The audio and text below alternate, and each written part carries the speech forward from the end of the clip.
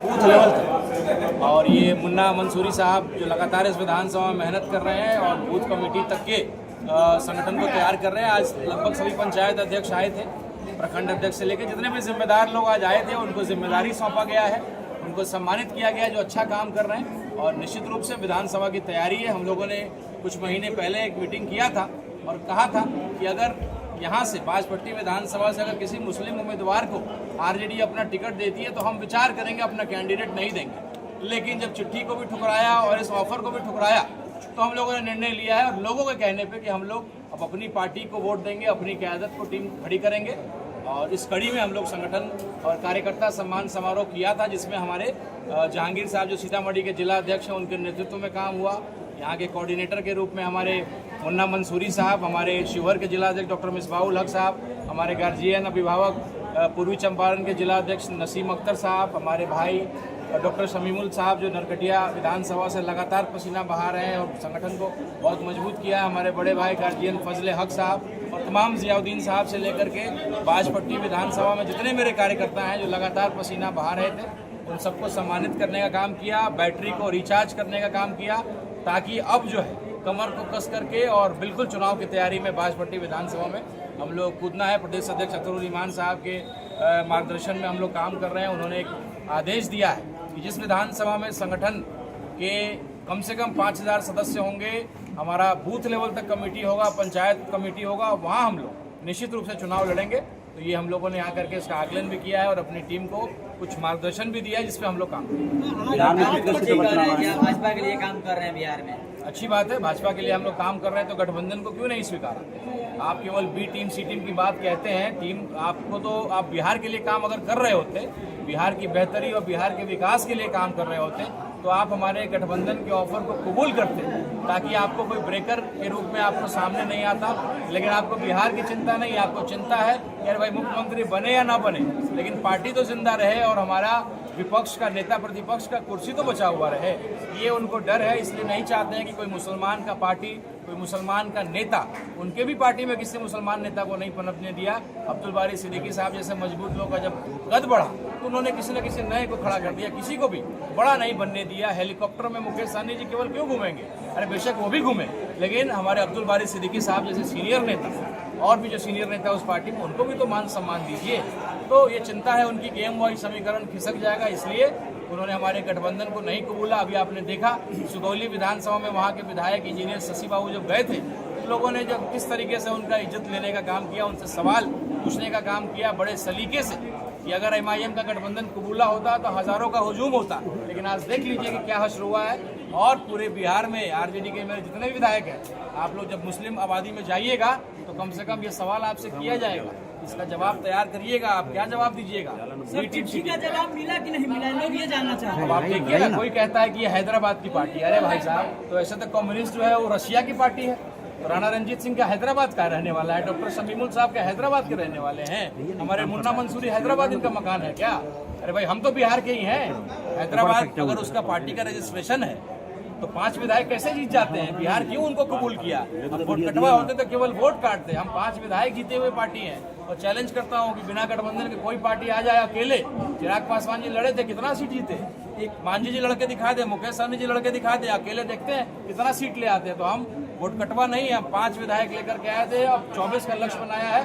बिहार में बिना एआईएमआईएम के सरकार नहीं बनेगी। आपने चिट्ठी को नहीं कबूला। अखिलेश सिंह कहते हैं कि हम जो है क्या करते हैं, हम उल्टा सीधा जो धार्मिक उन्माद फैलाते हैं। आप सामुदायिक पार्टी हैं कह रहे हैं हमारी पार्टी को, तो पहले आप किस पार्टी में, पहले ये तो बता दीजिए। आप आरजेडी के ए टीम है कि आरजेडी के बी टीम के हैं कि कांग्रेस के हैं? पहले ये अपने गिरबान में झांकिए। आज आपने अपने कार्यकर्ताओं को मंत्र दिया है, क्या वो कारगर साबित होगा? बिल्कुल, यहाँ पे एक एक व्यक्ति ने कबूला है कि अब अपनी पार्टी अपना वोट का नारा बुलंद किया है। और हम लोग राजपूत समाज से आते हैं, हिंदू समाज से आते हैं, और जिस तरीके से आरजेडी के एक विधायक मुन्ना यादव जी ने जिस तरीके से हमारे फॉरवर्ड समाज को बेइज्जत करने का काम किया है, उल्टा सीधा हमारे बारे में बोला है, तो उनको सबक सिखाएंगे। अरे हमने कुर्बानियां बहुत दी है, इतिहास गवाह है, सर कटाया है देश की लड़ाई में, और हम अपने किसी दलित भाई को सीएम बनाएंगे, अपने किसी मुसलमान भाई को सीएम बनाएंगे। लेकिन आप जो हमको ये कर रहे हैं ना, जो आपने हमारे समाज के बारे में उल्टा सीधा बोला, इसका सबक आपको सिखाएंगे। आपको दिखेगा क्या हश्र होगा? नाटक करते हैं कि A to Z की पार्टी है और उल्टा सीधा बयान आपका विधायक देता है। क्यों नहीं बर्खास्त किया उसको? क्यों उसको टिकट दीजिएगा आप?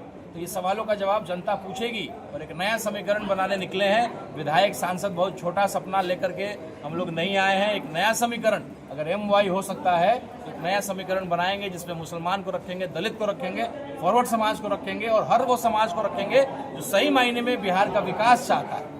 बिहार में कितने सीटों पर चुनाव लड़ेंगे? पवन जायसवाल जो भारतीय जनता पार्टी के प्रदेश अध्यक्ष हैं, उनके ऊपर संगीन इल्जाम लगा हुआ है। लगातार जो है वो प्रशांत किशोर इसको लेकर के बोलते हुए आ रहे हैं, आपकी क्या राय इस पर?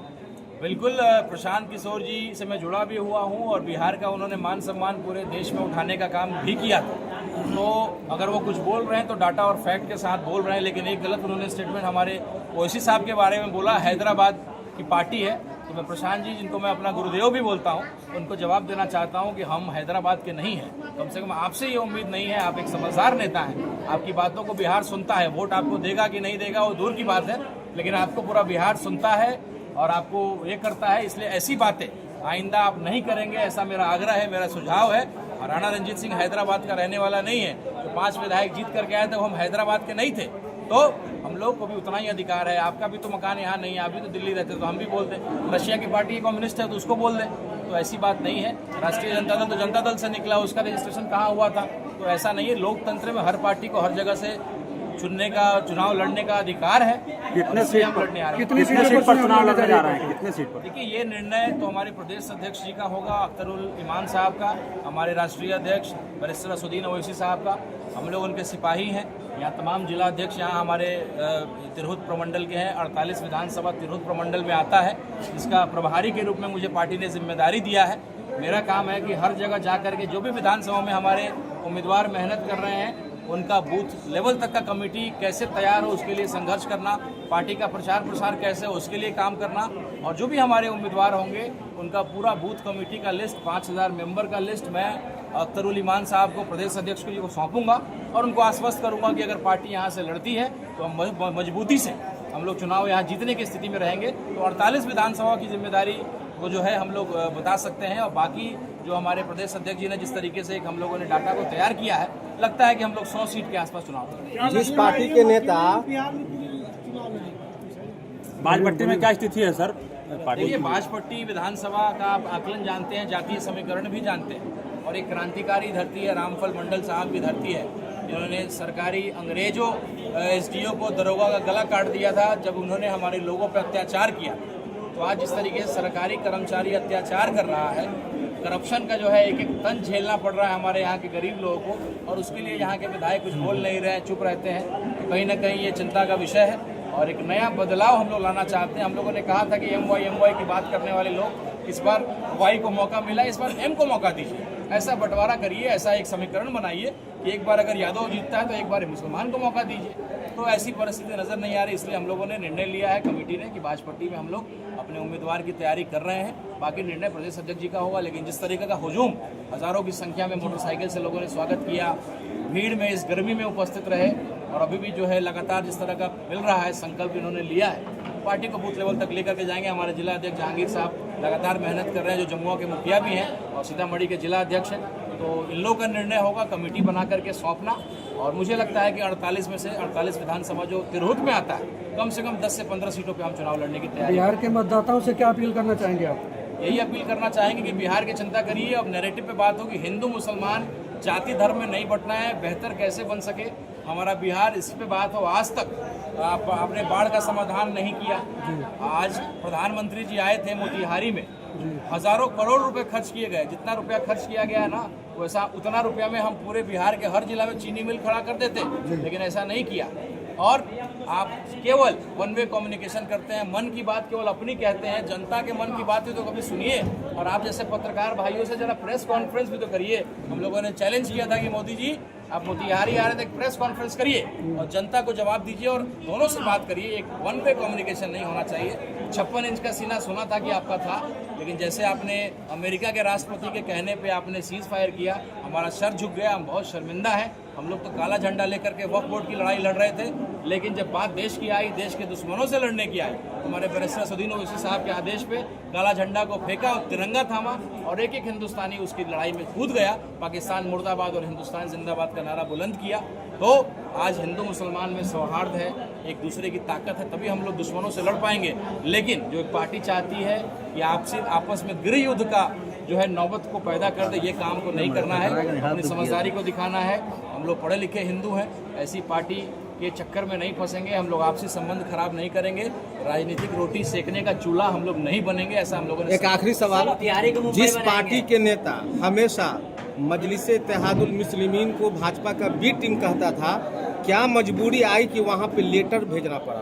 देखिए, हम कभी नहीं चाहते कि ऐसी पार्टियां जो धार्मिक उन्माद के रूप में जो है राजनीति करती है, धर्म में बांट करके राजनीति करती है, तो हम जानते हैं कि अगर आरजेडी की सरकार में अगर सबसे बड़ा रोड़ा है या महागठबंधन की सरकार में रोड़ा पड़ेगा या उनकी दिक्कतें आएंगी, सेकुलर वोटों का बिखराव होगा, तो हम वो नहीं करना चाहते थे। इसलिए हम लोगों ने बड़ा दिल दिखाया, आपने हमको पीठ पे छुरा भोंका, 4 विधायकों को तोड़ा, लेकिन हम लोगों ने झुक करके आपको जो है पत्र दिया, अपने संस्कार को दिखाया, लेकिन आपने उसको नहीं स्वीकारा। तो बाद में बी टीम सी टीम मत कहिएगा, जनता के सामने हम लोगों ने कह दिया, लिखित में दिया है। तो अब जब उन्होंने नहीं स्वीकारा है और उल्टा हम लोग को तरह तरह की बातें कह रहे हैं, तो अब वो झेलें, वो समझे। हमने कहा था दे दो केवल 5 ग्राम, रखो अपनी धरती तमाम, तो बड़ा विध्वंस होगा, वो समझें और वो झेलें। जिस तरह बिहार में बिहार में चुनाव है और मतदाता ले लीजिएगा, आप कान सुना लीजिएगा, मतदाता जो चुनाव आयोग की तरफ से आदेश हुआ है कि पूरे इलेक्शन किया जाए, जिस पर बिहार में बहुत सारे लोग जो हैं तरह तरह की बातें आ रही, लोग कन्फ्यूज है कि अगले क्या होंगे, नाम आएगा नहीं आएगा। चुनाव आयोग की फैसले